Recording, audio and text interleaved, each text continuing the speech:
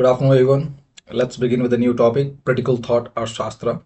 And I would like to start with this topic with the concept of political realism. And for those who are not aware about this concept, realism is one such international relations theory which says that the international landscape is anarchic in nature. There isn't any world or global government, no rescuer, no overarching authority, and nobody is coming to rescue you. On you are on your own. You have to fend for yourself. ये है international landscape. And फिर उसी के साथ एक नई theory I, the realist school of international relations. And the core idea of realist school is ruthless survival mode. That's the core concept here कि आपको खुद को बचाना है. The group of people you represent. अब ये ग्रुप ऑफ पीपल जो है आपकी ट्राइब भी हो सकता है, कोई नेशन हो सकता है, कोई ऑर्गेनाइजेशन हो सकता है, but ultimately whoever you are representing, you have to protect them, you have to make them survive. और फिर जब ruthless survival का concept आता है, then morality slips through the back door. Now that's the ultimate reality. We know that if we want to survive, then we are going to indulge in all such practices that helps the survival. When survival is at stake, then you are not going to talk about ethics and morality. So that's the reality of this realist school. Now, अब हम अपने topic पे आते हैं, political thought अर्थशास्त्र. So अर्थशास्त्र, this political thought was given by Kautilya, and Kautilya was the advisor of Chandragupta Maurya, the founder of Mauryan Empire. Now you have to understand a few things very clearly. First, we are talking about an empire. Even though ये एक Mauryan empire modern जो state है उनके बराबरी में नहीं है, but then आपको वो टाइम देखना है कि ये किस टाइम की बात है. It was around 4th century BC, around let's say 350 BCE. उस टाइम की बात है. और उस टाइम पे Mauryan empire, it was an independent state, even though it was a part of Indian subcontinent, लेकिन अपने आप में it was an independent state. और इसके बाकी जितने भी सराउंडिंग स्टेट थे, जितने भी अदर जनपदास थे, लाइक अंगी हो गया, वैशाली हो गया, या फिर माहिष्मती है, या जो लिच्छवी है, शाक्य है, जितने भी रिपब्लिक्स हैं, all of them they were independent states on their own. So in one way or another, this political thought of Kautilya, it wasn't just about catering to domestic survival, but it was one such idea in the realist international school. So you can say कि ये आज के हजारों साल पहले कौटिल्य ने सबसे पहले he gave this political realism in international sphere, because then we are talking about an international society. Mauryan empire, और उसके मौर्यन एम्पायर इंडिपेंडेंट है तो उसके आसपास के सारे स्टेट्स जो हैं वो भी इंडिपेंडेंट इंटरनेशनल एंटिटीज हैं. So it was the core idea is about the survival of independent Mauryan state among various other states, those that existed at that time. So you can also imagine that the Mauryan Empire and other neighboring independent state, all of them, they resemble a microcosm of international sphere we see today. So in one way or another, ये उस time के जो modern empire है और उसके आसपास के state है, वो मॉडर्न इंटरनेशनल सोसाइटी या मॉडर्न इंटरनेशनल अरीना के बराबर ही है. सो जो थॉट यहाँ पे ये है that you have to understand कि ये अर्थशास्त्र जो है, it was similar to the survival of independent Mauryan state in anarchic international landscape of that time. तो जो आज हम मॉडर्न रियलिस्ट स्कूल की बात करते हैं, जिसमें कोई भी state it has to protect itself, similarly यही जो अर्थशास्त्र का जो कोर थॉट है, it is about ruthless survival of that independent state in that international arena. भले ही जिस इंटरनेशनल अरीना की हम बात कर रहे हैं वो हजारों साल पुराना है और उसके अंदर एक ही बड़ा एम्पायर था, बाकी छोटे छोटे स्टेट थे, but it was one such microcosm that resemble modern situations. ये टोटल आइडिया है मेरा. सो हो सकता है कि थोड़ा कॉम्प्लेक्स हो गया, बट अल्टीमेटली आइडिया यही है. Then, when we look at the literal definition of Arthashastra, it comes out as a thesis or a treatise on economics. But this is not the case. आगे अभी देखते हैं, जैसे chapter आगे बढ़ेगा, then you will realize that Kautilya उसने अर्थ means economy को बहुत स्ट्रेस दिया. सो आज के टाइम पे भी हम इकोनॉमी को एक बैकबोन मानते हैं कि इकोनॉमी रहेगी, ट्रेड रिलेशंस रहेंगे, इकोनॉमिक एक्टिविटीज होगी, पैसा आएगा जाएगा, तब भी जाके बाकी जितने भी स्पेयर्स हैं, पॉलिटिकल हो गए, मॉरल हो गए, मिलिटरिस्टिक हो गए या इंटरनेशनल हो गए, सबके सब तभी काम करेंगे जब इकोनॉमिक एक्टिविटीज होंगी. सो यहीं पे जो ये थीसिस ऑन इकोनॉमिक्स है, it is about preserving that economy, और फिर उसके लिए बाकी ये जितने भी स्पेयर्स हैं. Now I give you simple idea. Let's say ये एक पीस ऑफ लैंड है. अब यहाँ पे इस पीस ऑफ लैंड पे this one is a fertile agricultural land, और फिर इसी फर्टाइल लैंड की वजह से न्यूट्रिशनल सिक्योरिटी है. न्यूट्रिशनल सिक्योरिटी है, it means population is secure first. When population is secure, then extra hands can be employed at different occupations. A kind of industrialized occupation will be there. कि यहाँ पे जो बाकी hands जो हैं, those that are free, so somebody will engage in trade, somebody in metals, someone in metallurgy, फिर others are in military. Then politics itself is a separate task. So इस तरह से different tasks, one for scribes and इस तरह से ये task हो गए.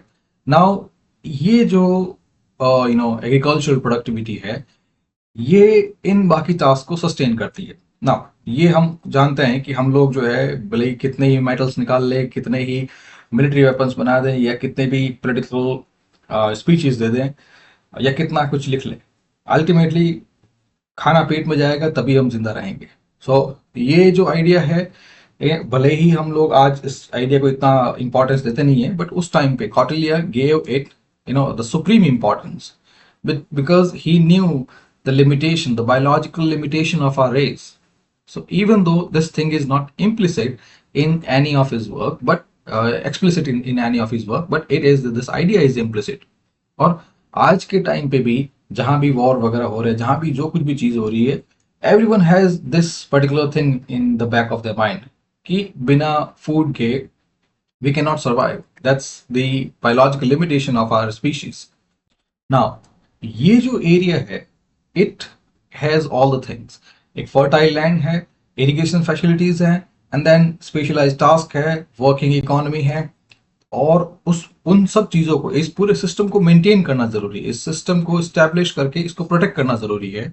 फिर उस प्रोटेक्शन के लिए पॉलिटिक्स के पास बहुत सारे डायमेंशंस आते हैं, and one such dimension is to exact security status, जिसको हम थ्रेट परसेप्शन बोलते हैं.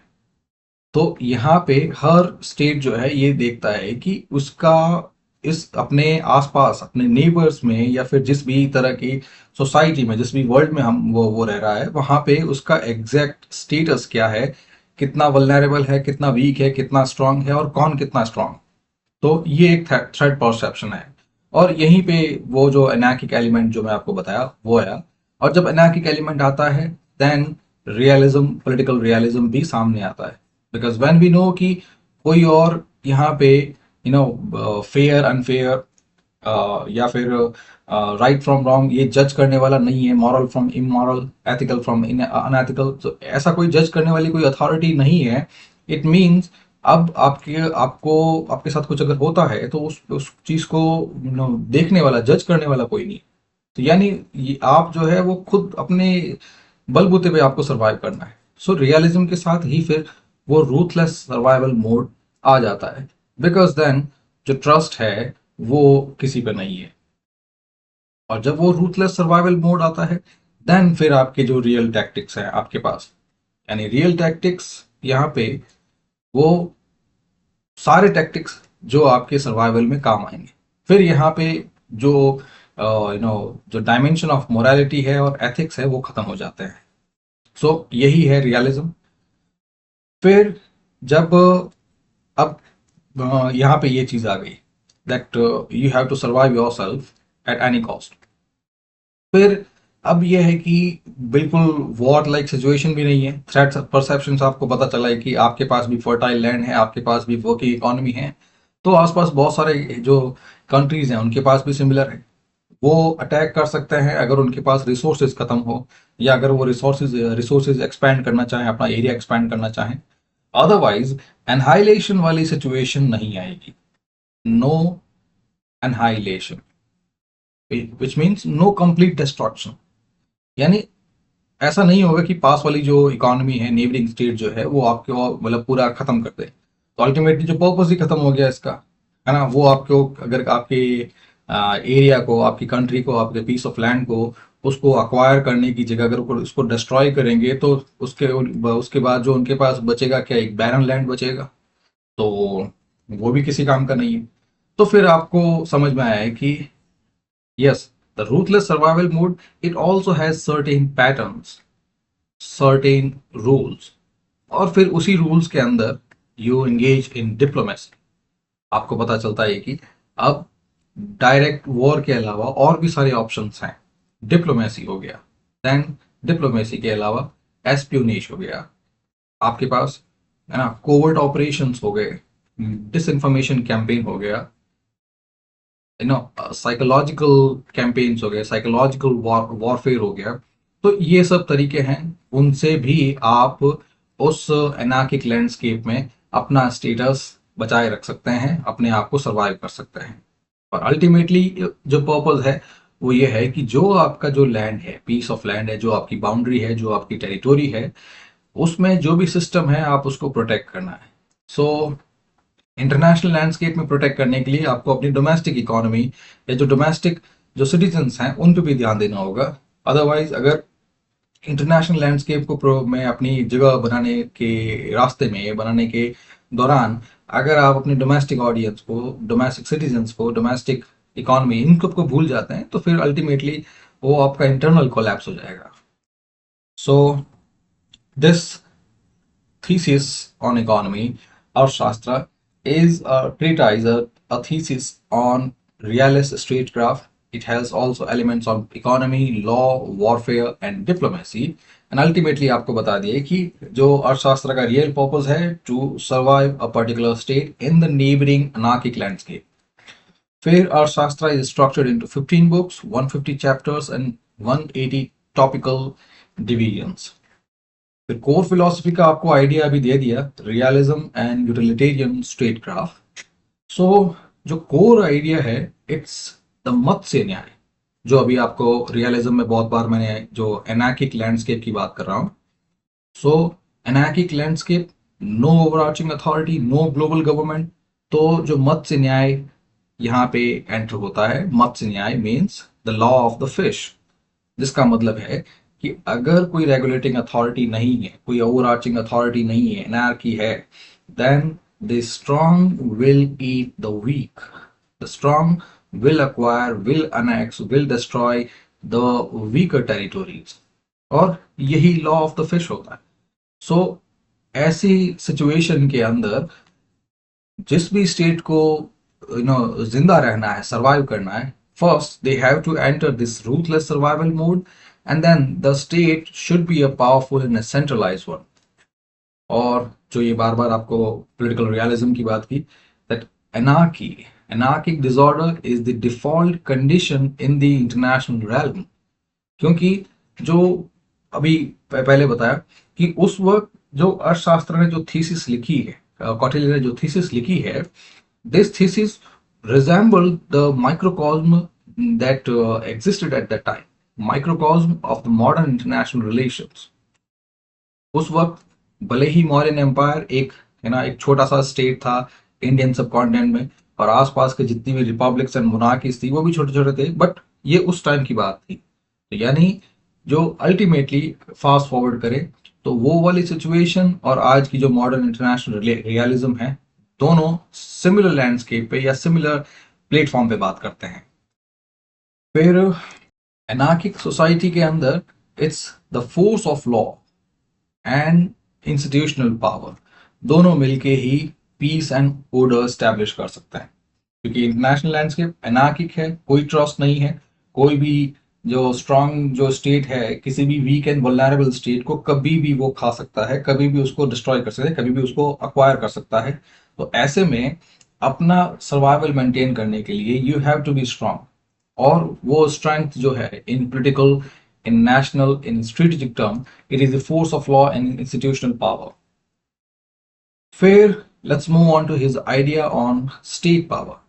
So according to him, the state power means the power of military, the power of institutions, both of them, they are just an instrument to keep yourself safe, instrument to uh, to act as a deterrent, to secure artha and to maintain the society.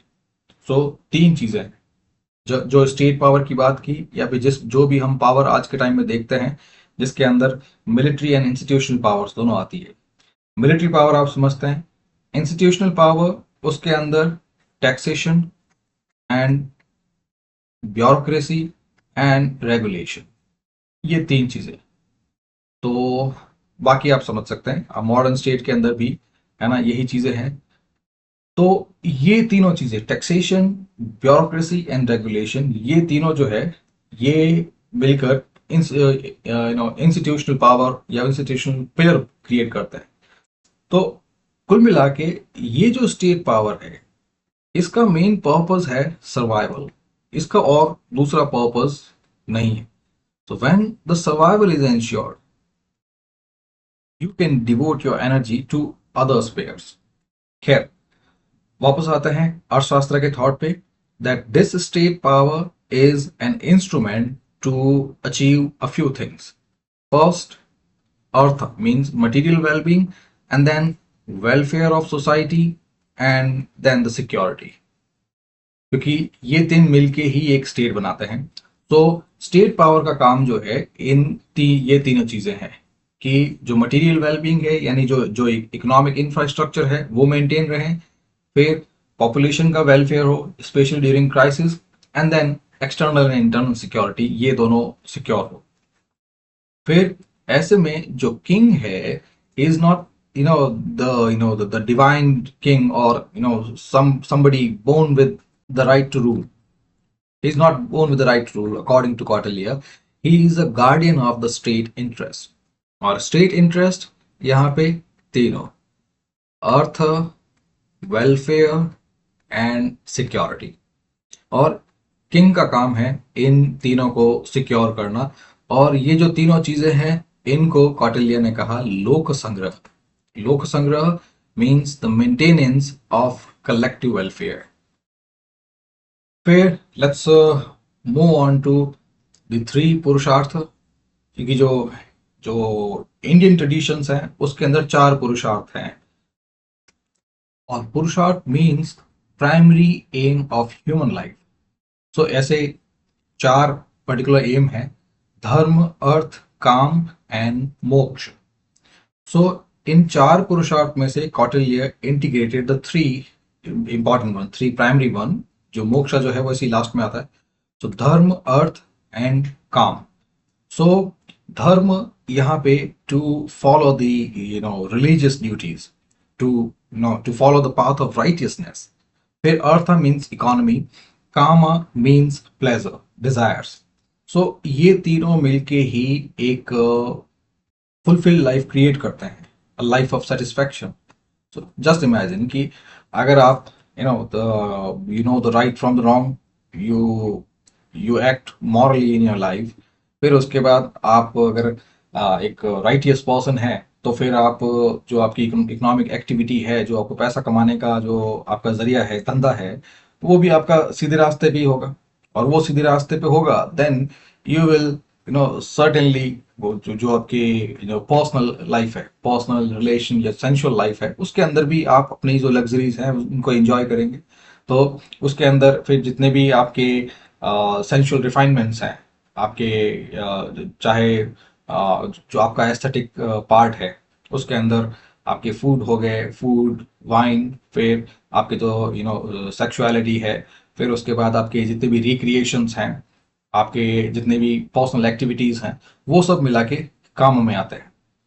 तो अगर इसको देखें तो Kautilya again ही walks the realist lens कि he talked about reality, what works and what does not. So जिस तरह से पहले कौटिल्य ने वो जो फूड रिसोर्सेज या न्यूट्रिशनल सिक्योरिटी उसके एस्पेक्ट में या उसको लेकर उसको सेंटर में रख के बात की, तो यहाँ भी वही बायोलॉजिकल लिमिटेशंस या फिर वही बायोलॉजिकल डिजायर्स के बारे में पता है, क्योंकि वी आर नॉट मशीन्स, हमारे भी इमोशंस हैं, हमारे भी डिजायर्स हैं। और कौटिल्य ने ये तीनों चीजें जो है वो एक साथ समाहित की कि अगर राइटियसनेस रहेगी तो धंधा सही से होगा, धंधा सही से होगा तो पैसा आएगा, पैसा आएगा तो वही पैसा अपने रिक्रिएशन के लिए यूज करेंगे। तो इस तरह से एक फुलफिल्ड लाइफ क्रिएट होगी।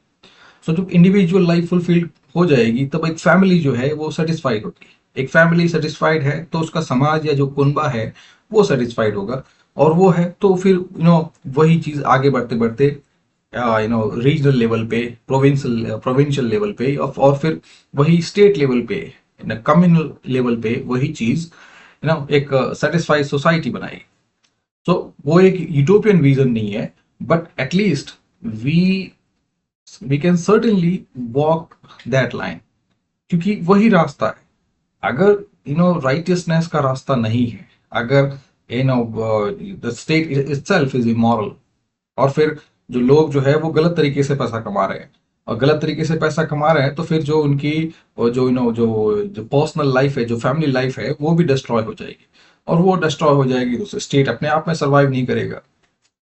देन उसके बाद Kautilya give primacy to artha as the foundation of state craft, यानी किसी भी स्टेट को सरवाइव करना है तो he has to secure artha, he has to maintain this economic infrastructure ना, क्योंकि अब स्टेट के जितने भी एक्शंस हैं, स्टेट की अपनी जो पावर है, the military power and the institutional power, उन सब के लिए स्टेट को टैक्सेशन चाहिए।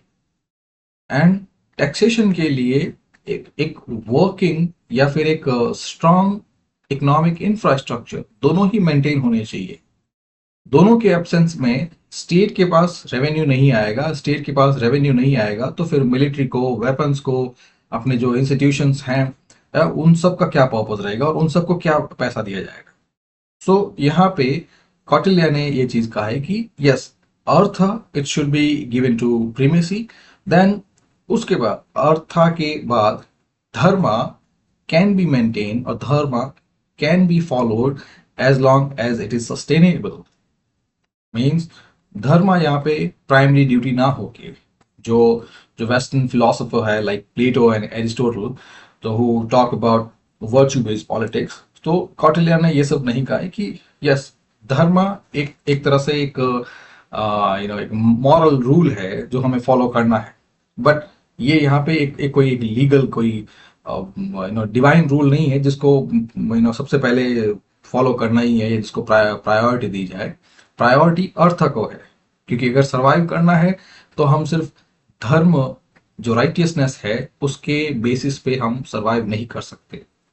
We need money, we need revenue, we need economic activities, we need people who can work toward their own fulfillment, and then the same taxation can be used by the state to pursue its adventures.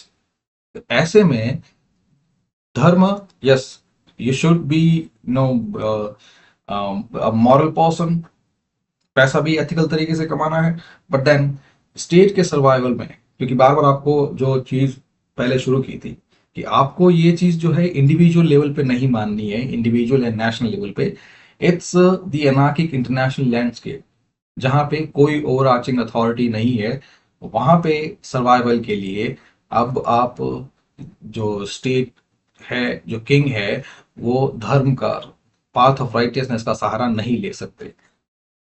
फिर जो यहाँ पे मैंने अभी जो बता रहा हूँ कि इसका मतलब ये भी नहीं है कि कौटिल्य ने धर्म को, द पाथ ऑफ राइटियसनेस जो है उसको पूरी तरह से नकार दिया। ही सेड अर्थ, जो पैसा है, इकोनॉमिक एक्टिविटीज है, they must be pursued within the boundary of ethics. यानी पैसा जितना हो सके वो उन एथिकल बाउंड्रीज में सही तरीके से ही पैसा कमाना चाहिए।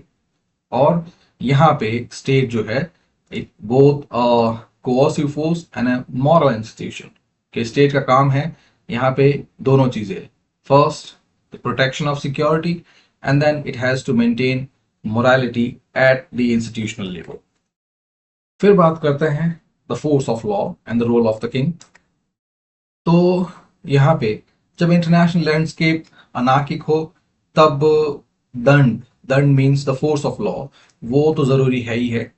और यहाँ पे जो फोर्स ऑफ लॉ है, दंड जो है, द आइडिया ऑफ दंड, it is an entire system of enforcement, a system of maintaining power, system of strong hold, strong hold of power. और इस सिस्टम के अंदर लॉ है, मिलिट्री पावर है, इंटेलिजेंस है, एस्पियोनेज है, ब्यूरोक्रेटिक डिसिप्लिन है एंड इवन साइकोलॉजिकल वॉरफेयर। यानी एक किंग को यहाँ पे दंड के रूप में या कह सकते हैं फोर्स ऑफ लॉ के रूप में सिर्फ रॉ मिलिट्री पावर एज्यूम नहीं करनी है। उसके किंग के पास सारे टैक्टिक्स हैं, फेयर एंड फाउल, और सबको यूज करना है। शुरू फेयर से कर सकते हैं, but if things go out of reach और when the survival is at the stake, फिर king can indulge into the foul play. But ultimately ये सारे जो टूल्स हैं ये है किंग के जो दंड टूल किट के अंदर। And one more interesting thing is that appears here कि कौटिल्य के अर्थशास्त्र में इवन द फेयर प्ले तो हर जगह पे इंस्टीट्यूशनलाइज होता है, हर जगह पे कोडिफाइड होता है, but even foul play was codified. Yani Kautilya gave institutionalized version to all the tactics, all the tools of the toolkit to protect the state. So सबसे पहले जो ब्यूरोक्रेटिक स्टेट है उसकी तरह ही policy, ministerial checks, intelligence, surveillance और detail codification, code of conduct, ये सब डिटेल में लिखे गए ताकि एक उस सोसाइटी में इंटरनल कोहेजन हो। सॉरी, एक मक्खी बहुत परेशान कर रही है। ऑलराइट, फिर let's move on to his idea on power, morality and realism in foreign policy. फिर अगेन कौटिल्य, मौर्यन एम्पायर, एक इंडिपेंडेंट इंटरनेशनल स्टेट।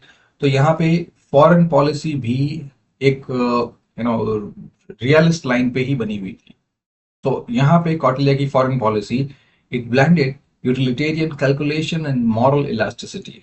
अगेन दोनों चीजें, जिस तरह से अर्थ और धर्म में जो बैलेंस इससे पहले आपने देखा, that artha has been given primacy, लेकिन जो इकोनॉमिक एक्टिविटीज है they should be based on the righteous principle, on the ethical principle. Similarly यहाँ भी फॉरेन पॉलिसी जो है इसमें दोनों चीजें, first you have to be realist principle, but then you have to be ethical as much as possible.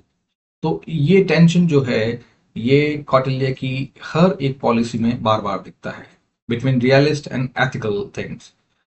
सो यहाँ पे he gave the mandala theory.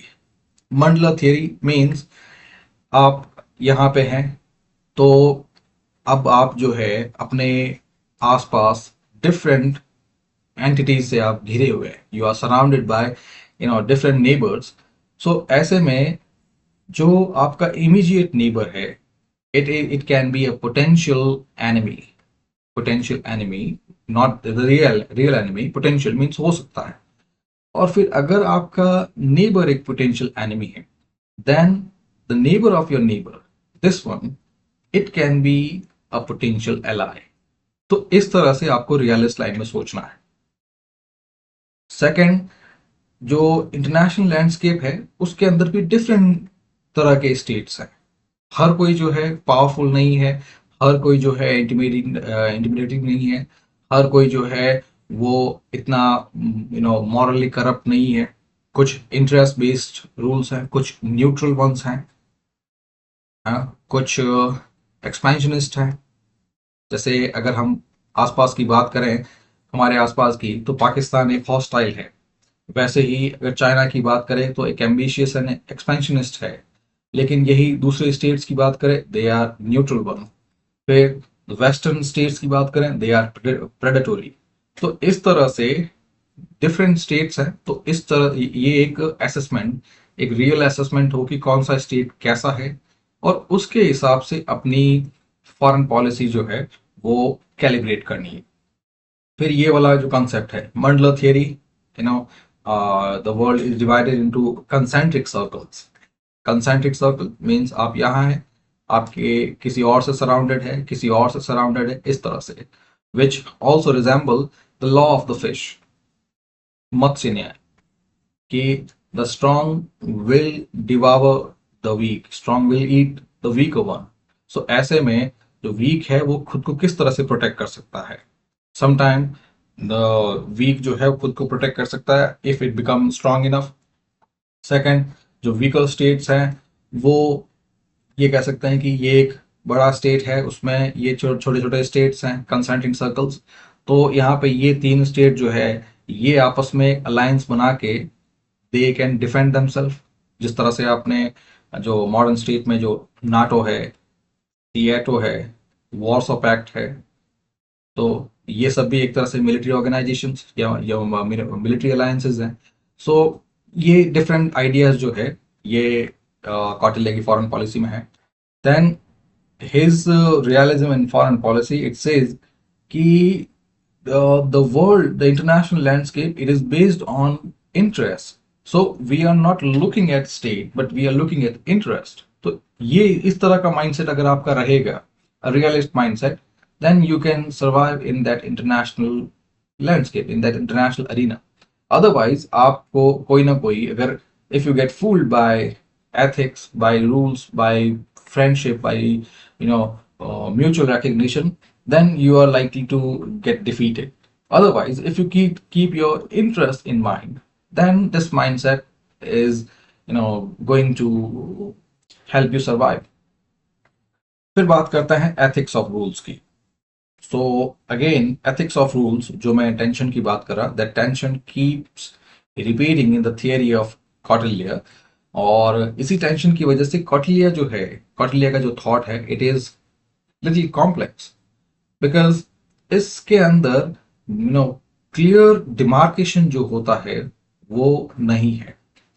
Like if अगर हम दूसरे वेस्टर्न थियरीज, पॉलिटिकल थियरी की बात करें, लाइक प्लेटो की बात करें, या फिर एरिस्टोटल की बात करें, या माकियावेली की बात करें, मॉर्गन थो की बात करें, तो उन सब के अंदर क्लियर कट डिमार्केशन है। somebody is talking about ethics of rules, somebody is talking about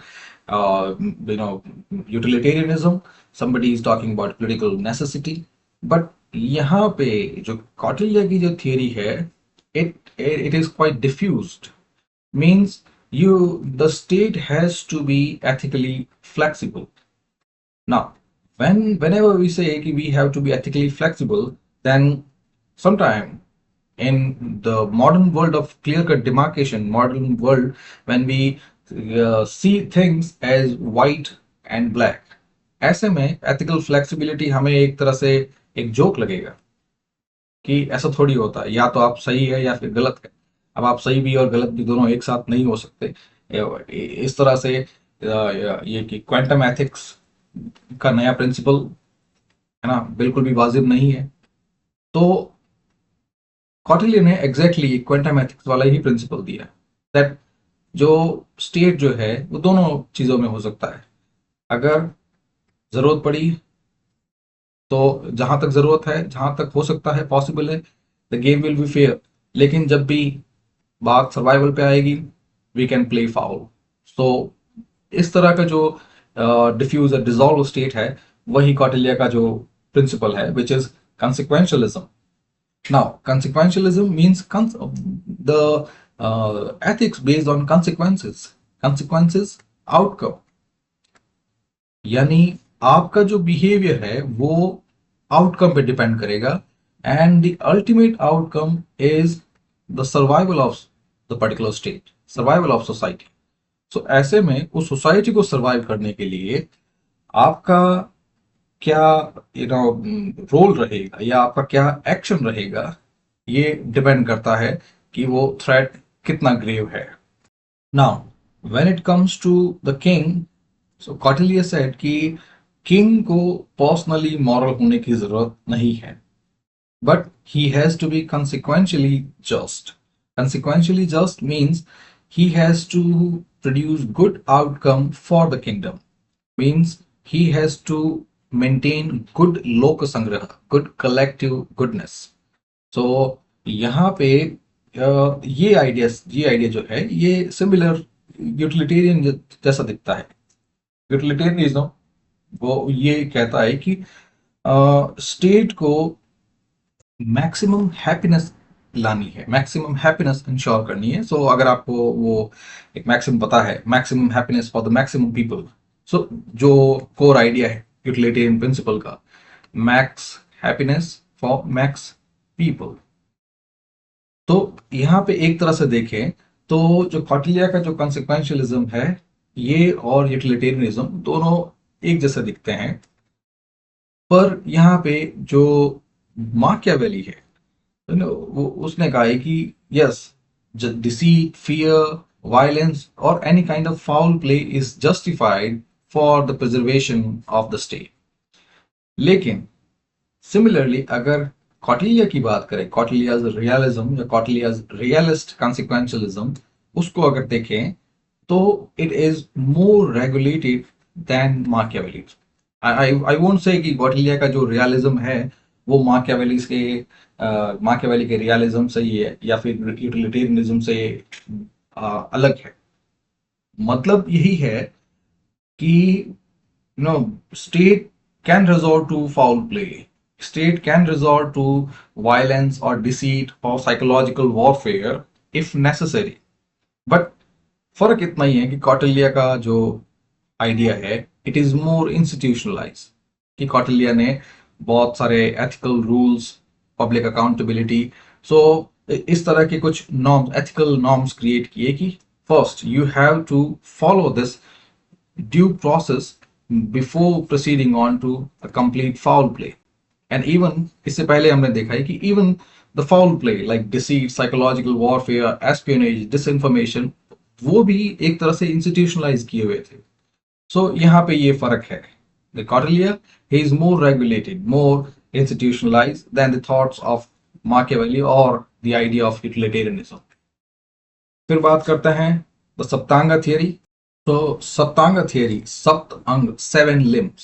सो यहाँ पे जो कौटिल्य ने एक ऑर्गेनाइजेशनल स्ट्रक्चर दी है एक स्टेट के 7 limbs की, कि ये लिम्स जो हैं या ये जो पिलर्स हैं ये इंटरडिपेंडेंट है और इनके बिना स्टेट एग्जिस्ट नहीं कर सकता. And for state to exist in an organic coherence it has to assume the role of a living organism with 7 limbs.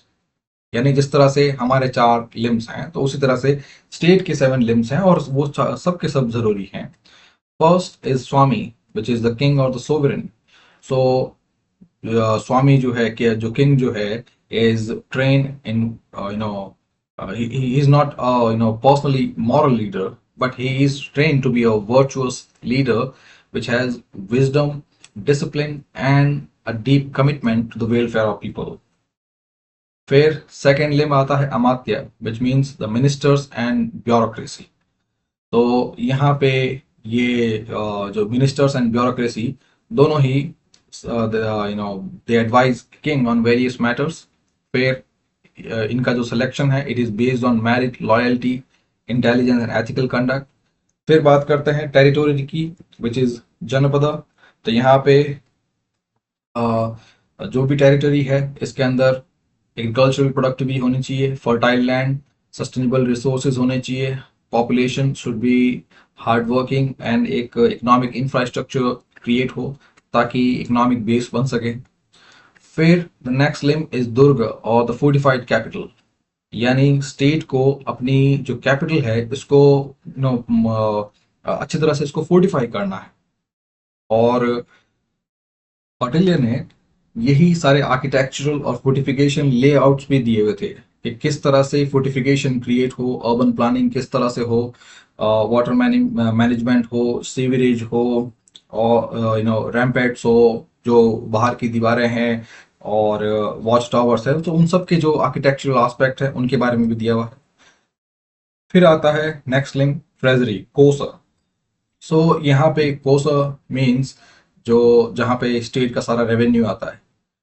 तो ये जो ट्रेजरी हो, it must be well manage and diversified, यानी taxation जो हो वो डिफरेंट ऑर्गन से, और मॉडरेट एंड प्रोग्रेसिव टैक्सेशन हो। मॉडरेट एंड प्रोग्रेसिव मीन्स एक तो किसी भी एक पर्टिकुलर फील्ड से, किसी भी एक पर्टिकुलर सेक्टर से बहुत ज़्यादा टैक्स नहीं लेना है। तो सबके अंदर टैक्सेशन जो है मॉडरेट होने चाहिए, प्रोपोर्शनेट होने चाहिए। और प्रोग्रेसिव मतलब अगर इनकम किसी की ज़्यादा है, रिचर, उनसे ज़्यादा टैक्स लिया जा रहा है, और जो गरीब है उनसे कम लिया जा रहा है। और उसके साथ ही ट्रेजरी में बहुत सारे जो अदर एलिमेंट्स है, इकोनॉमिक रेगुलेशन, ट्रेड फैसिलिटेशन वगैरह। नेक्स्ट आता है दंड। दंड और बल means the force, army, military. तो यहाँ पे एक well organise and loyal army है जिसका डिसिप्लिन मेंटेन होना चाहिए।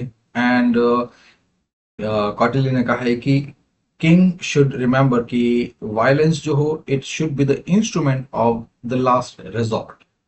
मीन्स यहाँ पे अगेन एक रियलिस्ट थॉट नजर आता है कौटिल्य का। फर्स्ट, अगर किंग अपना बल, अपनी आर्मी को डिस्ट्रक्टिव पर्पस के लिए यूज करता है, इवन फॉर इंटरनली और एक्सटर्नली, तो अगर अपनी ही जगह में या अपने ही लोगों को मारता है, तो फिर उसका अल्टीमेटली खुद का ही डाउनफॉल है, कोलैप्स है, रेवेन्यू चला जाएगा। और अगर एक दूसरी कंट्री या दूसरे स्टेट पे, नेबरिंग या फिर किसी और टेरिटोरी पे अगर अटैक करता है और अटैक करके उसको डिस्ट्रॉय करता है, तो फिर उस बैरन लैंड का वो किंग क्या करेगा। सो अगेन यहाँ पे स्टेट का बहुत सारा पैसा जो है वो एक एक बैरन लैंड क्रिएट करने के लिए वेस्ट हो गया, और उस जगह को लेके भी अब कुछ नहीं कर सकते। सो इसीलिए कहा है कि ये जो फोर्स है वो लास्ट रिजॉर्ट, एक इंस्ट्रूमेंट ऑफ लास्ट रिजॉर्ट होना चाहिए। सिमिलरली जैसे आज भी न्यूक्लियर वेपन्स की बात करें तो हमारे पास आज के टाइम भी अराउंड 13,500 न्यूक्लियर वेपन्स है। इतने वेपन्स की जो पूरे वर्ल्ड को कितनी बारी डिस्ट्रॉय कर सकते हैं, लेकिन फिर भी यूज नहीं करते, क्योंकि पता है कि अगर उनको यूज किया तो सब कुछ डिस्ट्रॉय हो जाएगा। सब कुछ मतलब सब कुछ, जितने भी लाइफ फॉर्म्स हैं, जितने भी इंफ्रास्ट्रक्चर हैं, और जितने भी हाउसेज हैं, जितने भी बिल्डिंग्स हैं, जितने भी ऑफिसेज हैं, इंफ्रास्ट्रक्चर सब कुछ डिस्ट्रॉय हो जाएगा। तो फिर उस ऐसी जमीन को लेके फिर कोई क्या करेगा, उस बैरन लैंड को लेके क्या करेगा। And the next important limb in foreign affairs is मित्र, द अलाई और फ्रेंड। तो यहाँ पे अगेन कौटिल्य का एक रियलिस्ट पर्सपेक्टिव, रियलिस्ट आउटलुक, कि इंटरनेशनल थॉट में, इंटरनेशनल रिलेशंस में स्टेट को अलायंसेस, इंटरेस्ट बेस पे अलायंसेस एक्सप्लोर करने होंगे। मीन स्टेट, कोई भी स्टेट खुद अकेला सेल्फ सफिशिएंट नहीं हो सकता। और वो तो हम खुद आज जानते हैं कि हमारे पास भी बहुत सारी चीजें नहीं है। फॉर एग्जाम्पल, अगर प्रेजेंट टाइम में अगर हम कहें तो हमारे पास जैसे क्रूड ऑयल नहीं है, हमारे पास क्रूड ऑयल के सोर्सेस नहीं है, हमारे पास यूरेनियम नहीं है, हमारे पास रेयर अर्थ मिनरल्स नहीं है। लेकिन उसके बाद हमारे पास भी बहुत सारी चीजें जो दूसरों के पास नहीं है। तो इस तरह से if we explore those interest and build alliances on the basis of them, then we can create different allies, और वो एलाइज जो है हमारे सुख दुख में काम आते हैं। तो यहाँ पे this alliance building, this strategic partnership is another necessary component of statecraft. फिर let's move on to statecraft, bureaucracy and economics. Then as for bureaucracy, ऑटिलियर ने कहा है कि bureaucracy talent based merit based appointment हो उनका, वे वो प्रोफेशनल हो, then they should be selected on the basis of personal integrity, intelligence and commitment to dharma. और फिर उसके बाद भी he insisted on surveillance and audit mechanism, ताकि जो जितने भी ब्यूरोक्रेटिक ऑफिशियल्स हैं दे रिमेन अकाउंटेबल. और फिर उसके लिए he suggested secret agents, sudden inspection और इवन डेकॉय ऑपरेशंस, एस्पियोनेज, ताकि स्टेट के अंदर जो भी करप्शन है, इनअकाउंटेबिलिटी है, या फिर जो फाउल प्ले है, लॉयल्टी है, दैट कैन बी टेस्टेड. फिर about economic governance and fiscal rationality. So जैसे शुरू में ही बताया कि economy, the artha is the backbone of the state, the core pillar of the state. और यहाँ पे जो इकोनॉमिक पॉलिसी है स्टेट की, it should be there to ensure not only lok sangrah but also the material wellbeing. यानी इन शॉर्ट, जो भी economic infrastructure है उसको मेंटेन किया जाए और उसको और आगे बढ़ाया जाए. तो इसके लिए अर्थशास्त्र के अंदर there are details on taxation system which is proportionate and progressive, means taxation system based on productivity, based on region and occupation. Different regions have different occupations. कहीं पे कोई चीज़ ज़्यादा प्रोड्यूस हो रही है, किसी रीजन पे है ना, जैसे कह सकते हैं प्रोडक्टिविटी लेस है, लेकिन वहीं पे जो दूसरे सेक्टर्स हैं दे आर फ्लरिशिंग. तो इस तरह से टैक्सेशन सिस्टम हो. फिर स्ट्रेट कंट्रोल ओवर नेशनलाइज्ड, जैसे हम जो आज सोशलिस्ट सेक्टर्स के अंदर देखते हैं, the idea of nationalisation. So any socialized state, they will likely to keep their hand on important sectors. तो इसके अंदर आइडिया यही है कि किसी भी जो स्टेट है उसको खुद को प्रोटेक्ट करने के लिए at the international level it must have in control all the strategic sectors. तो जैसे इंडिया में कहें जो एटॉमिक एनर्जी है, फिर एटॉमिक एनर्जी के अलावा जो डिफेंस सेक्टर्स हैं, फिर जो फॉरेन पॉलिसी है, तो ये सब जो है ये नेशनलाइज है, ये स्टेट कंट्रोल में है. उसी तरह से कौटिल्य ने भी कहा कि जो की सेक्टर्स हैं उस वक्त की सोसाइटी के, 4th सेंचुरी बीसी की सोसाइटी में जो की सेक्टर्स हैं, माइनिंग, मेटलर्जी, फॉरेस्ट, सॉल्ट, जितने भी स्ट्रेटेजिक एलिमेंट्स हैं वो सब स्टेट कंट्रोल में होने चाहिए. फिर उसके बाद ही talk about state monopolies. State monopolies usually ये वहां पे होती है जहां पे सिन गुड्स होता है. Sin goods like alcohol, tobacco, gambling, ये सब. तो या लीकर. सो यहीं पे कौटिल्य ने भी ये कहा कि जितने भी ये हाई रेवेन्यू इंडस्ट्रीज हैं ऑफ सिन गुड्स, शराब के हो गए, गैम्बलिंग के हो गए, जुए के हो गए, हथियारों के हो गए, इन सब पे स्टेट मोनोपोलीज होनी चाहिए ताकि मैक्सिमम रेवेन्यू जो है वो स्टेट के पास आए. And then there is a supervision of you can say market regulation. कि मार्केट के अंदर जितने भी प्रिंसिपल्स हैं specially of fair play they can be ensured. और फिर यहाँ पे हम एक चीज और देखते हैं which is about fiscal pragmatism. Fiscal pragmatism gives an idea of the principle of व्यय लाभ. व्यय लाभ, व्यय मीन्स खर्च, लाभ मीन्स प्रॉफिट. सो यहीं पे जो आज हम फिस्कल प्रूडेंस देखते हैं, जो कॉर्पोरेट प्रिंसिपल है, सो फिस्कल प्रूडेंस में आइडिया यही है कि जो आपके एक्सपेंडिचर हो वो कम हो, जो प्रॉफिट हो वो ज़्यादा हो. तो इस चीज़ को इंश्योर करने के लिए या ये चीज़ मेंटेन करने के लिए ही आपको फिर जो जितने भी चेंजेस करने पड़े वो आपको करने हैं. जैसे कहीं पे किसी एक सेक्टर पे बहुत सारा पैसा जा रहा है, अननेसेसरी पैसा है, या फिर कहीं पे लीकेजेस हैं, करप्शन है, या कोई एक ऐसा कोई एडवेंचर है, ऐसी कोई मशीनरी है, या ऐसा कोई रीजन है जिस पे खर्च बहुत सारा हो गया है और प्रॉफिट बहुत कम आ रहा है, तो फिर वहां पे चेंजेस जरूरी है. फिर बात करते हैं कॉटलियाज आइडिया ऑन वेलफेयर मेजर्स। सो यहाँ पे शुरू से ही देखा है कि ही talk about lok sangrah, the collective common good.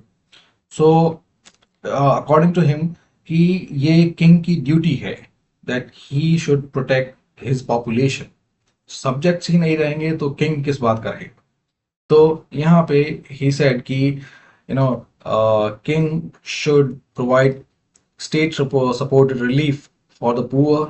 फिर जब भी कोई कैलेमिटी हो, कोई डिजास्टर हो, क्रॉप फेलियर हो, वॉर हो, उसके उस टाइम पे state should extend relief. Then during difficult times the king should freely distribute seeds and agricultural loans.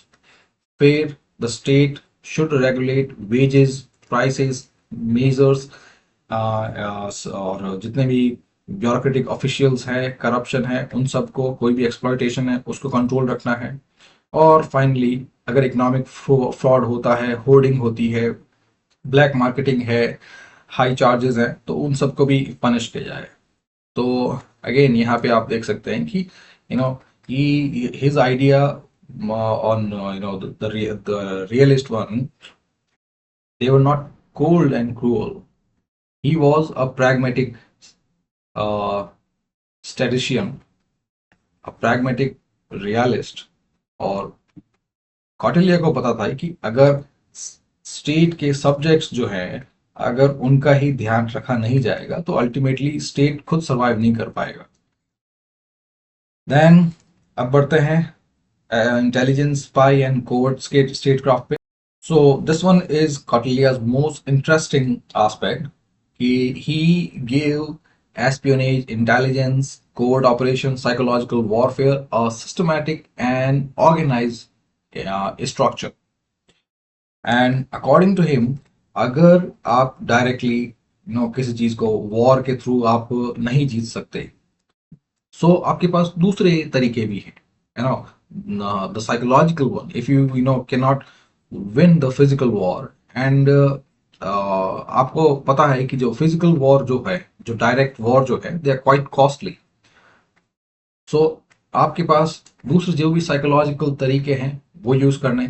Then in international landscape you have to be aware about the happenings, the real on ground situation। तो यहाँ पे जो knowledge है वो आपके पास होनी चाहिए। सो he created, जैसे इससे पहले हमने देखा था कि according to his force of law, his his idea of दंड, ये इसके अंदर मिलिट्री के अलावा covert operation, psychological warfare and espionage भी आता है। So he gave espionage an institutionalized version. It was an institutionalized arm of the state। और उसके अंदर चार तरह के एजेंट्स, स्पाइज होते थे: stationary, wandering, agents and assassins. और ये जितने भी एजेंट्स हैं, spy agents, so they disguise themselves as ascetics, beggars, merchants, artisan, householders, या फिर कुछ भी स्टूडेंट्स वगैरह। और ये यहाँ वहाँ पे दूसरी कंट्री में जाके, दूसरे स्टेट में जाके, they use to blend in the social fabric. और फिर जिस तरह से आज के टाइम में जो एजेंट्स काम करते हैं, जो इंटेलिजेंस एजेंसीज के जो एजेंट्स होते हैं, रॉ एजेंट्स हो गए, आईएसआई एजेंट्स हो गए, या फिर सीआईए एजेंट्स हो गए, तो ये सब वही फिर वहां पे उस सोसाइटी के अंदर घुसकर, उसमें ब्लेंड होके, उसमें एग्जिस्ट करके, वहां से फिर इंफॉर्मेशन निकाल के फिर अपने स्टेट को भेजते हैं। फिर ऐसे ही जो एजेंट्स जो होते हैं वो डोमेस्टिक स्पेयर में भी काम करते हैं, जहाँ जहाँ से फिर जितने भी ब्यूरोक्रेटिक ऑफिशियल्स होते हैं, court elites, military officers, rebels, even ministers, so उन सब के ऊपर नजर रखते हैं और उनकी रिपोर्ट वापस स्टेट को देते हैं कि उनमें से कितने लॉयल्स हैं, कितने करप्ट हैं, कितने जो है they are thinking of coup, कितने जो है they are trying to incite a rebellion, इस तरह से। और एक्सटर्नली दूसरे नेबरिंग किंगडम्स में, नेबरिंग स्टेट में, वहां जाके फिर जितने भी अलायंसेज हैं, मिलिट्री प्रिपेयर्डनेस है, रिसोर्सेज है, ऑन ग्राउंड सिचुएशन जितने भी है, छोटी बड़ी जो भी जो काम की न्यूज जो है, वो सब वापस स्टेट को दी जाती है। फिर यहाँ पे जो फाउल प्ले में आते हैं, तो जैसे जिस तरह से कहा है कि espionage was given an institutionalised form, तो यहाँ पे he also justified the psychological warfare, क्योंकि जब हम फिजिकली वॉर जीत नहीं सकते और वॉर जीत भी गए, तो फिर जो जगह, जो बैरन लैंड जो है, जो हमें मिला, जो जो डिस्ट्रक्शन हमने किया, जो कॉस्ट वॉर में जो लगी, उन सब के बाद जो भी हमें जो आउटकम मिला, जो भी टेरिटोरी हमने एक्वायर की, वो जस्टिफाइड नहीं होती। So war is always long drawn game. और आज के टाइम में बहुत ही कम स्टेट जो है वो डायरेक्टली फिजिकल वॉर पे जाते हैं। तो और जहां भी आप डायरेक्ट फिजिकल असॉल्ट आप देख रहे हैं, फिजिकल वॉरफेयर आप देख रहे हैं, so it's just a you know mini war in disguise. एक बड़े वॉर का एक मिनी वॉर है, क्योंकि कहीं कहीं ना कहीं तो वो जो प्रेशर जो है, जो वेंट अप आइडिया जो है, वो कहीं ना कहीं तो मैनिफेस्ट होना है।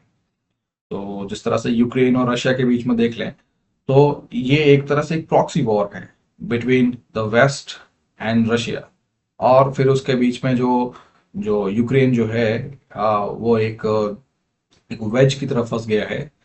और सिमिलरली बाकी जगह पे भी जो गाजा वगैरह में आप जो देखते हैं, वो भी सिमिलरली वेस्टर्न सोसाइटी और ईरान के बीच में, ईरान एंड सऊदी अरेबिया के बीच में, तो इस तरह से वॉरफेयर है।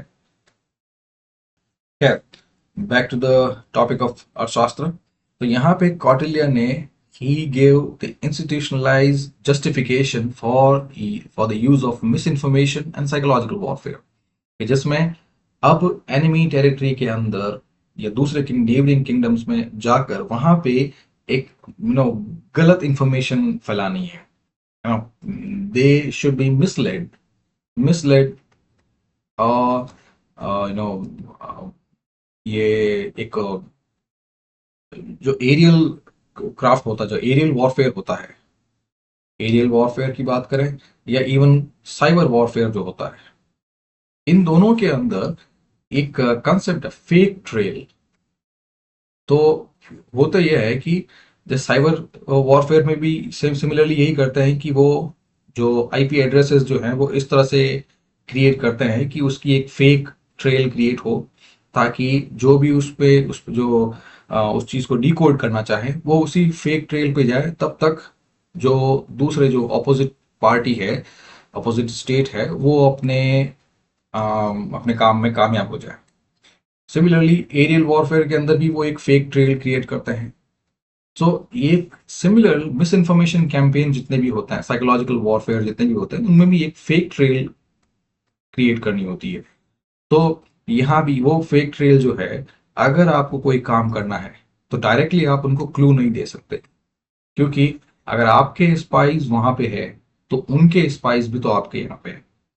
तो फर्स्ट आपको जो डोमेस्टिकली एक फेक ट्रेल क्रिएट करनी है, और सेकंड उन नेबरिंग किंगडम में वहां जाके भी आपको एक गलत इंफॉर्मेशन फैलानी है।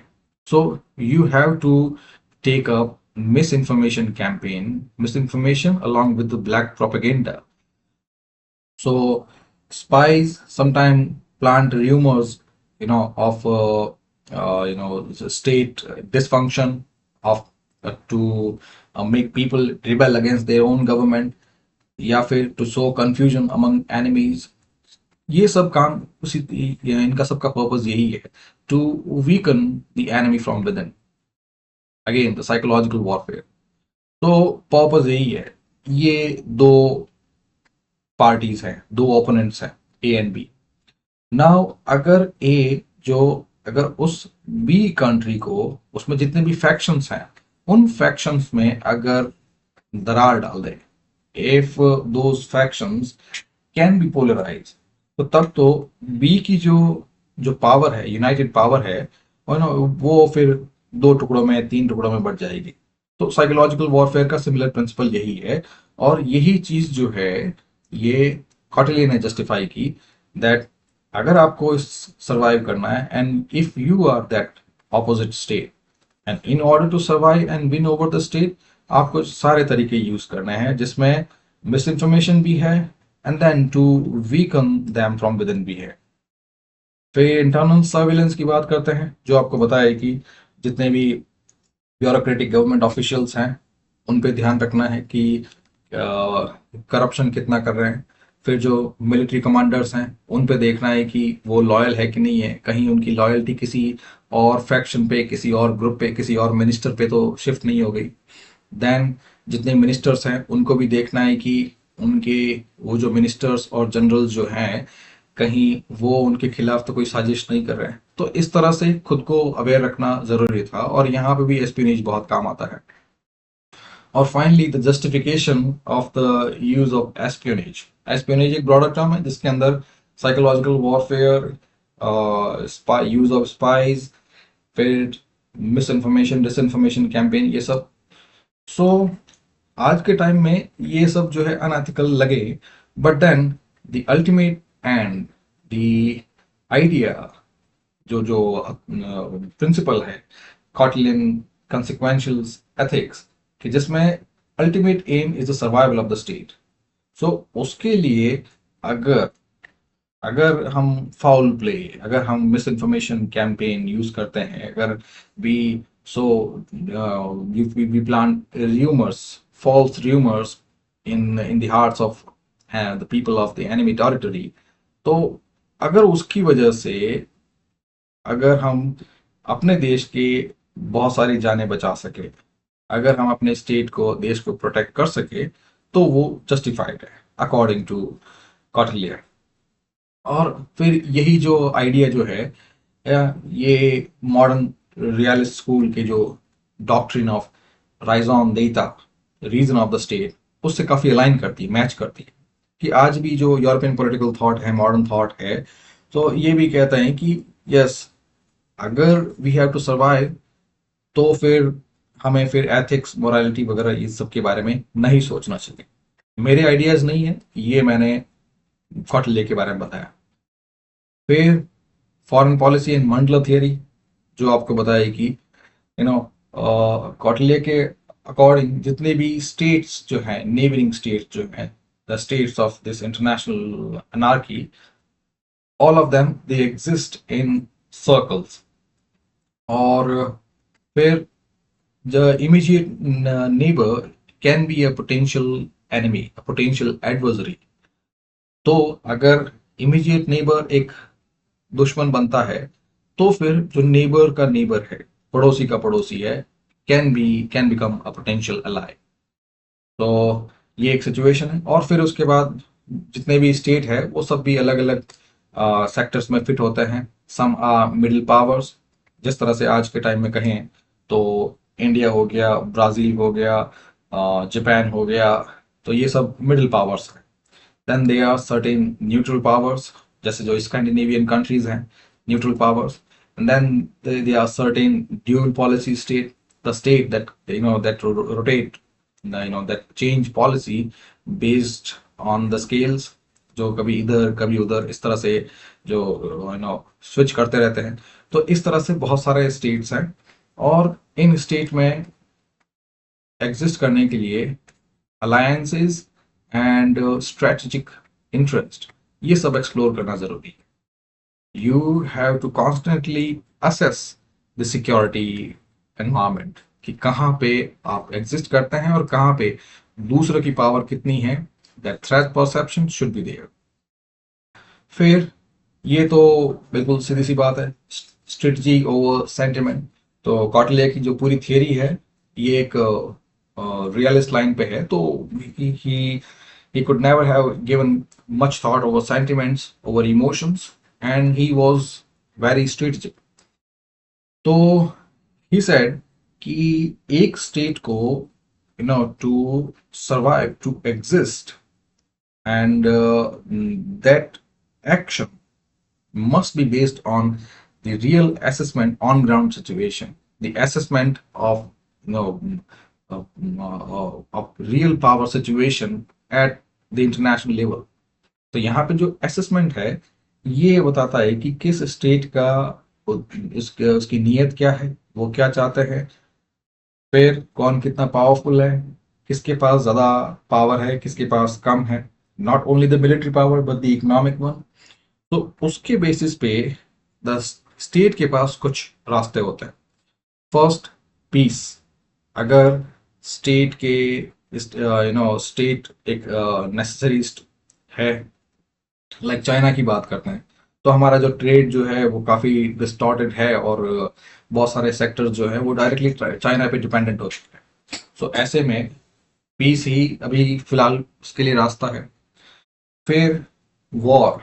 जब कोई ऐसा स्टेट है जिसके साथ कुछ ऐसे स्ट्रेटेजिक रिलेशनशिप नहीं है, वो ट्रेड के लिए इंडिस्पेंसिबल नहीं है, तो ऐसे में उन स्टेट के साथ डायरेक्टली वॉर जा सकते हैं। डायरेक्ट वॉर नहीं हो तो भी किसी अदर तरह का, जैसे पाकिस्तान के साथ अभी जो सर्जिकल स्ट्राइक्स हैं, तो क्योंकि पाकिस्तान जो है एक डिस्पेंसिबल स्टेट है। फिर न्यूट्रलिटी। न्यूट्रलिटी वो सिचुएशन आती है जब दोनों ही पोल्स जो हैं, बड़े पोल्स, वो पावरफुल है और आप में किसी एक का साथ नहीं दे सकते, like between west and Russia. तो वहाँ पे न्यूट्रलिटी। या फिर सऊदी अरेबिया की बात करें। फिर अलायंसेस, सिमिलर अलायंसेस जो है, जो मिडिल ईस्टर्न पावर्स हैं, वेस्ट एशियन पावर्स हैं, सेंट्रल एशियन पावर्स हैं, तो उनके साथ क्या है, अलायंसेस हैं। तो इस तरह से ये सारे रास्ते दिए हुए हैं कि एक जो स्टेट है उनको सीधे ही है ना अपनी छाती चौड़ी करके युद्ध के लिए तैयार नहीं होना है। बहुत सारे रास्ते हैं जो निकाल सकते हैं, जिनके बेसिस पे हम अपने स्टेट को रख सकते हैं। और यहाँ पे king has to be rational, proper assessment होना चाहिए on ground situation, and then cost benefit analysis should be there. जो इससे अभी बार बार कहा है कि डायरेक्ट वॉर बहुत कॉस्टली होता है। फिर डिसेप्शन, जो टूल्स ऑफ एस्पियोनेज है, जिससे जो स्टेट के लिए जरूरी है, वो सब यूज किए जा सकते हैं। नाउ अब आइडिया नेक्स्ट डिप्लोमेसी की देखते हैं। तो यहाँ पे आप लोगों ने ये 4 उपाय सुने होंगे। 4 उपाय: साम, दाम, दंड, भेद। साम मीन्स conciliation, दाम means economic inducement, Bheda means division, and Dand means force. So, diplomacy, which means in the international landscape, while dealing with the various other actors, तो यहाँ पे your first step, first strategy should be to enter into negotiation. तो यहाँ पे negotiation, dialogue and persuasion, आप उनसे बात करें, समझाने की कोशिश करें। So it's peace time diplomacy. और इसी के साथ you can engage into resolving differences, you can engage into confidence building measures, then you can also explore various devices to build mutual trust। तो एक तरह से फर्स्ट पार्ट ये है। फिर सेकंड वन इज दाम, which is inducement, monetary inducement. तो यहाँ पे अगर कोई एक स्टेट है, स्पेशली यहाँ पे वो स्टेट होते हैं, राइवल्स की नहीं बात कर सकते हैं, सैंडविच स्टेट जितने भी होता है, यानी जिनको लेकर हर जो मेजर पावर्स जो है उनको अपनी तरफ खींचना चाहती है। सो ऐसे में उन स्टेट के वैसे ही भाव बढ़े हुए होते हैं, तो यहाँ पे इंड्यूसमेंट काम आता है to keep yourself in the game. तो समटाइम राइवल्स के साथ भी ये होता है, एलीज एंड राइवल्स। तो यूजुअली एलीज होते हैं, सैंडविच एलीज। जैसे अफ्रीका की बात करें, तो अफ्रीका पे अभी जो कह सकते हैं, जो चाइना है, वेस्ट है, तो ये भी उस पे नज़र गड़ाए बैठे हैं। और ऐसे में अफ्रीका के साथ इंडिया जो है अपना भी रिलेशन मेंटेन करना चाहता है। बट सिंस ये these two actors are also wooing Africa, तो India has to step up with its monetary statecraft, economic statecraft। क्योंकि सिर्फ बात करने से, नेगोशिएशन से काम चलेगा नहीं। तो यहाँ पे फिर जो है state they give economic aid, trade concession, infrastructure investment, इस तरह से कुछ न कुछ मॉनेटरी गिफ्ट जो है, जो दाम जो है, उनको दिए जाते हैं। कुछ किसी तरह की जो कंसेशनल पार्टनरशिप क्रिएट की जाती है, ताकि सामने वाला जो है वो उनके साथ रिलेशंस मेंटेन रहे। तो जैसे लाइन ऑफ क्रेडिट होती है कि उनको कंसेशनल रेट पे उनको लोन प्रोवाइड किया गया, फिर उन पे कुछ इंफ्रास्ट्रक्चर इन्वेस्टमेंट किया गया, ये सब। फिर नेक्स्ट आता है भेद या डिवीजन। सो जब साम और दाम दोनों काम नहीं करते, तब then you resort to the psychological warfare. फिर आप एनिमी टेरिटरी में या फिर उस जो राइवल स्टेट जो है उसके अंदर जाके you resort to psychological operations, गलत इंफॉर्मेशन फैलाते हैं, you plant rumours, you sow doubts of confusion, you create fake trails of information and यहाँ पे जितने भी फैक्शंस हैं उन सबको आप तोड़ तोड़ के उस जो ओपोनेंट्स हैं उसको आप अंदर से ही कमजोर करने की कोशिश करते हैं। तो इसके अंदर information war, cyber subversion, strategic communication, जो साइबर सबवर्जन जो आपको बताया जो फेक ट्रेल वाला, तो ये सब क्रिएट करके then you weaken the enemy. And finally जब साम दाम और भेद भी काम नहीं करता, आप finally you come face to face with force, with the use of force. तो यहाँ पे this one is the final resort, जिसके अंदर यू मस्ट यूज मिलिट्री और पिनिटिव एक्शंस। सो जैसे जो इंडिया की जो सर्जिकल स्ट्राइक्स हैं बालाकोट के अंदर, फिर पुलवामा, पुलवामा ऑपरेशन सिंदूर में जो अभी रिसेंटली जो हुआ है, तो ये एक तरह से लास्ट रिजॉर्ट है। और उसके अलावा जो no use no first use policy जो है इंडिया की, एनएफयू, कि इंडिया जो है अपना न्यूक्लियर वेपन पहले यूज नहीं करेगा, तो वो भी एक स्ट्रेटजिक डेटरेंस है। और इवन जो इंडिया का जो न्यूक्लियर स्टॉक पाइल है, फिर इंडिया के जो जितने भी आर्म्स एंड एमिनेशन है, वो भी एक तरह से डेटरेंस ही है। फिर let's move on to the idea of Kautilya and their relevance with the modern strategic culture. So, first relevance is that he was the first non-Western political philosopher and you can say a court advisor to come up with a non-Western idea, non-Western political realism, non-Western idea of political realism. और बाकी हम देख ही चुके हैं, survival of state, centrality of power, practical, pragmatic diplomacy, fear, inevitability of conflict, presence of anarchic conditions. Yet, एक जो difference है, his statecraft, it was a normative one. Normative one means that he gave various tools of statecraft, but most of the tools, they were based on dharma. तो जो again जो tension की जो पहले बात की थी, वो यहाँ पे ये है that his ideas were realist one but also based on ethics. ये आप कोर चीज याद रखें। फिर जो कौटिल्य के आइडिया हैं स्ट्रेटजिक कल्चर में, सो ये यहाँ पे भी इंडियन फॉरेन पॉलिसी पे भी रिफ्लेक्ट होते हैं। सो जैसे उसके कौटिल्य के आइडिया हैं मंडला थियरी, कि जो अदर इंटरनेशनल एक्टर्स हैं उनके साथ कैसे डील किया जाए। Sometime you can build alliances, sometime you can stay neutral. So वही आइडिया जो है इंडिया के स्ट्रेटजिक कल्चर के अंदर भी है।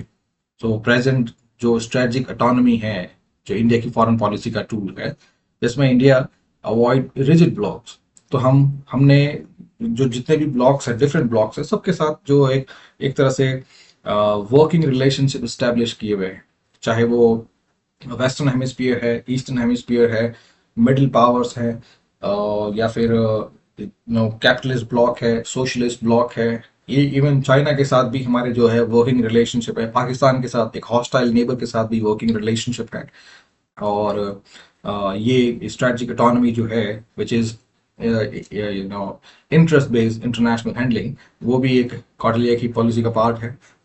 फिर अगर इन्फ्लुएंस कहें on modern Indian foreign policy, तो जो चाइना के साथ जितने भी स्टैंड ऑफ हुए, डोकलाम में, गलवान में, लद्दाख के अंदर ये जितने भी स्कर्मिशेस हुए थे, तो यहाँ पे जो इंडिया की जो फॉरेन पॉलिसी है, it use quite diplomacy and economic counter measures which is a mix of दंड एंड साम। फिर बाकी जितने भी अदर स्टेट्स हैं, specially the distant one, the neutral one, या द सैंडविच स्टेट, जैसे जो सेंट्रल एशियन रिपब्लिक्स जितने भी हैं, फिर जो अफ्रीकन स्टेट्स हैं and south east Asian states हैं।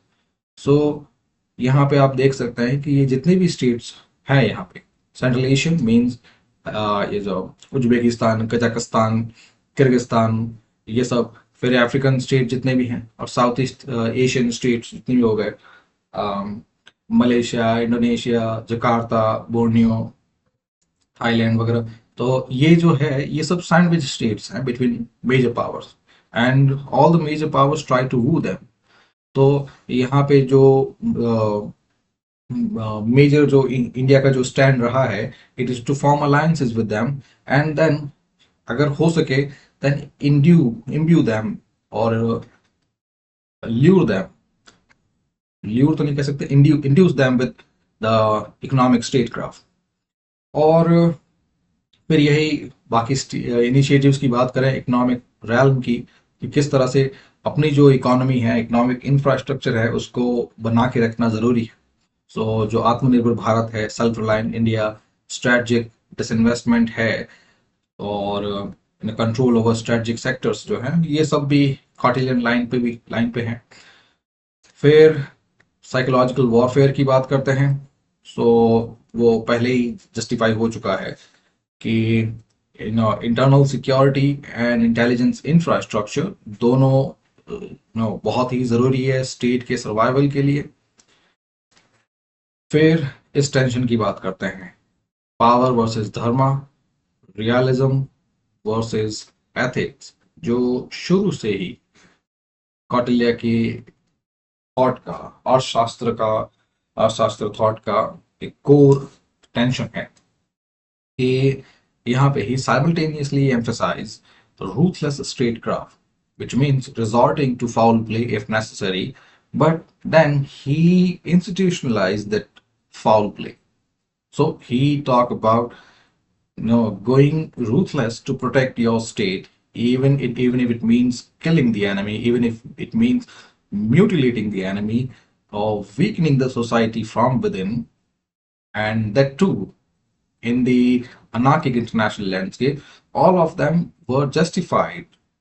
Then his idea, they reflected these two things in a coherence, in an institutionalized version, and that's the core tension here. कि किस तरह से power and Dharma, ethics and realism, ruthless statecraft and moral governance, किस तरह से दोनों opposite जो idea है वो किस तरह से एक साथ एग्जिस्ट हो सकते हैं। सो फर्स्ट ही सेड कि dharma, the principle of righteousness, ethics, ये गाइडिंग प्रिंसिपल है, but they are not the limitation, they are not the absolute limitations. यानी जहां तक हो सके follow the Dharmashastra tradition, follow the path of righteousness. But then if if it comes to your survival, then you have to undertake all such actions which are necessary, even if they are considered unethical.